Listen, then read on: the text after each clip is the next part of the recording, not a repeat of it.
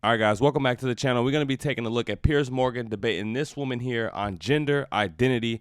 According to her, it all depends on how you feel when you wake up in the morning. Gender's fluid. You know, you can be whatever you want to be. What is a woman really? We don't know. Who knows, right? So with that being said, we're going to take a look at this video. Don't forget to like, comment, share, and subscribe while we watching. Now let's roll it. If you would like to be a woman, you can identify as a woman. I don't know why there is such an issue around We've literally just seen a male rapist use that scam to get himself put into a female prison where he could attack vulnerable women inside a female prison, when even his ex-wife said it was all a scam. Which is a terrible, very distressing, isolated incident. And I think it's easy to take that and say that means that no one can identify as a woman. But and it's not an isolated incident, though. But it's 42% of trans-identifying prisoners in prison are in there for sex crimes. There's actually an advantage, evidently, to identifying as a female, because they never identify as male, because somehow male prisons seem less appealing to them. It's really weird. Anyway, but is it limitless, this self-identity? It's not totally limitless. What's the limit? When you're talking about International Women's Day, I don't know why we take the conversation around International Women's Day and make it about this. But if anyone, there's so many benefits. Right, but if anyone, according to to you, can identify as a woman, anyone can, right? I don't see a problem with just literally put their hand up and say, I'm a woman. But it's not an easy thing to do, to go out into Actually, the world. It's very easy. Very easy. You might think it's easy to say, but to decide to do that, to say what this does is doing who, it involve? Whatever that person decides, but to Does go it out involve into the makeup? world and say, I don't identify as perhaps the sex I So was why born can't as, I it's identify? not- Okay, why can't I identify as a black lesbian?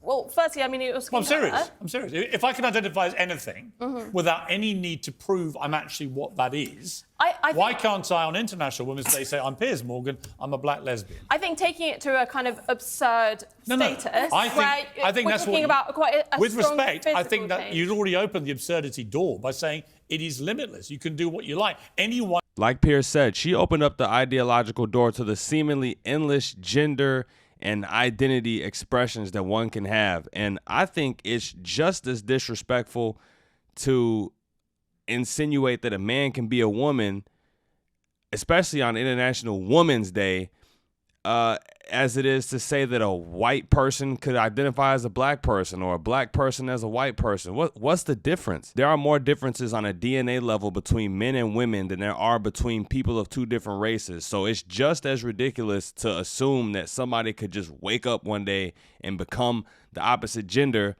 as it is to assume that someone could wake up one day as a white person and say that they black. They both equally as ridiculous. Say I'm a woman. So I simply ask you, why can't I? I mean, this point kind of ridicules trans people to an extent. Actually, I think what you said ridicules trans people, because actually people who go through the full process of transition, who actually go through what we used to call a sex change, which I don't think you can muck around with original biology, but those who actually go through surgical procedure over a number of years, I've got great respect for that very difficult journey they go on. I have zero respect for people who just wallop their hand up and go, suddenly, I'm a woman and I want all the rights that a woman has and I want to compete, say, in sport. I'm a 6'4" athlete, sprinter, swimmer, whatever, who's competed very mediocrely in male sport. I now want to come in and crush women in swimming pools and in sprinting events and break all their records, perhaps irrevocably, just by saying, I'm a woman. I think that is the absurdity you were talking about. My response was to say, well, if it's limitless, why can't I then say whatever I want to say? And you say immediately, as I knew you would, well, that's ridiculous. But my point is, you were being ridiculous. Well, that's your opinion. You can think I'm ridiculous, but I don't think you can say, well, it has to I don't know why I am, but you're not. I don't think you have to say it's post-op is the only way that someone's allowed to identify as trans. The original standard the original standard for being transgender was being diagnosed with gender dysphoria, which is a legitimate condition. And now it's being, however way you feel. So if you feel on Tuesday you're a woman and on Thursday you're a pizza, that's perfectly valid. But to you, that's ridiculous. And I want to know why that is ridiculous. We should be talking about actual women on International Women's Day. That's not crazy. I mean, I agree. Yeah, I agree with her 100%. On International Women's Day, women need to be getting awards, not men dressing up as women, not trans women, actual women. As much as feminists talk about tearing down the patriarchy, they then turn around on International Women's Day and clap as biological men receive awards that were made for women. It makes no sense. And if you can identify as anything, can I identify as rich? Could I identify as a crab? Could I identify as a crocodile? Like, where does this end? Where does it stop? There are consequences for being delusional. You could identify as whatever you want to identify as, but at some point you will be slapped in the face with reality. I think, but your idea of an actual woman... The chromosomes, it's pretty Is an adult female. It's not The difficult. chromosomes are a pretty good indication. I don't think you have to be biologically female to identify Then as a you are woman. wrong, because then I can identify as a fox. Yeah. But again, it's You a kind of can. absurd point. How many? Like, Well, let me ask you this. lots Let me of ask you this, animals. Angelica. How many genders are there? 2.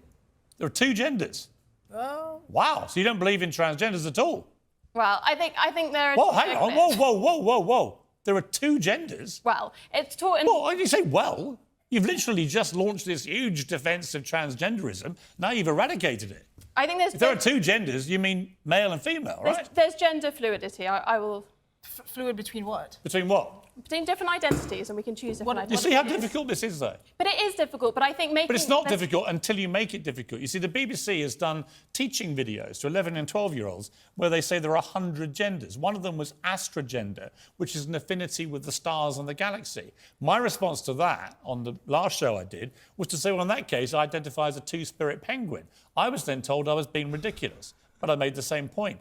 The ridiculousness is the BBC teaching kids there are 100 genders. There aren't. It is absurd. Bring back Tommy Lehran. Look, there are only 2 genders, like she just said. So even if you're a trans person, you picking between one of the 2 genders, it all goes back to the fact that there are only 2 genders. Everything else that you're doing, that you're identifying as, you're just making it up.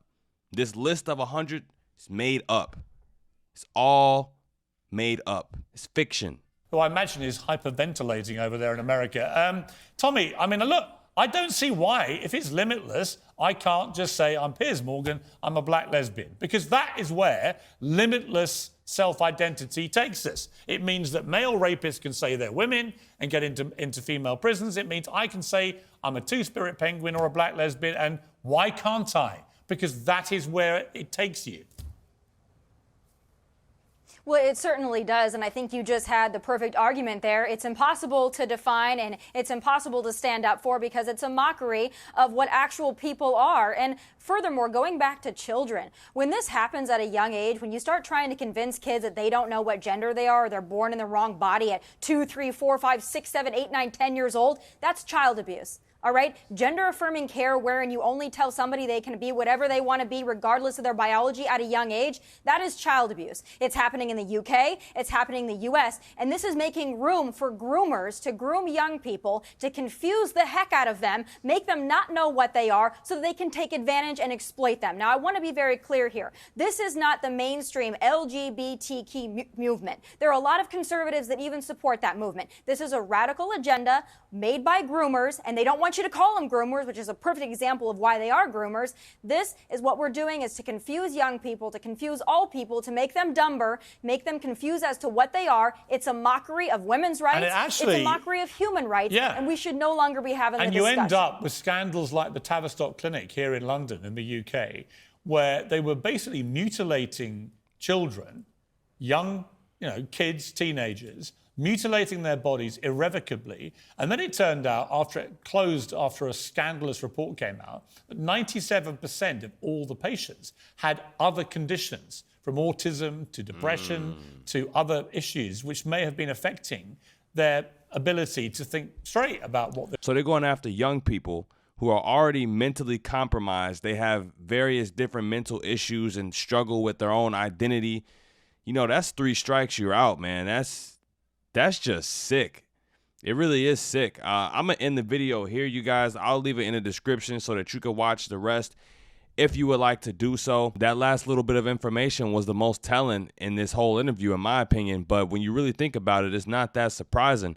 When a carnivore hunts and he sees an injured animal, they're going to go for that injured animal. It's easy target. It's easy prey.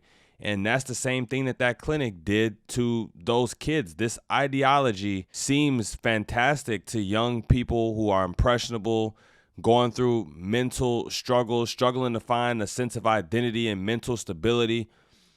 It looks good to them on the outside looking in, but once they get inside, they don't realize the ways that they're being taken advantage of, and it's really sickening to me. But that's it for the video, you guys. Let me know what you thought about this in the comments down below. And until next time, I'm out of here. Peace.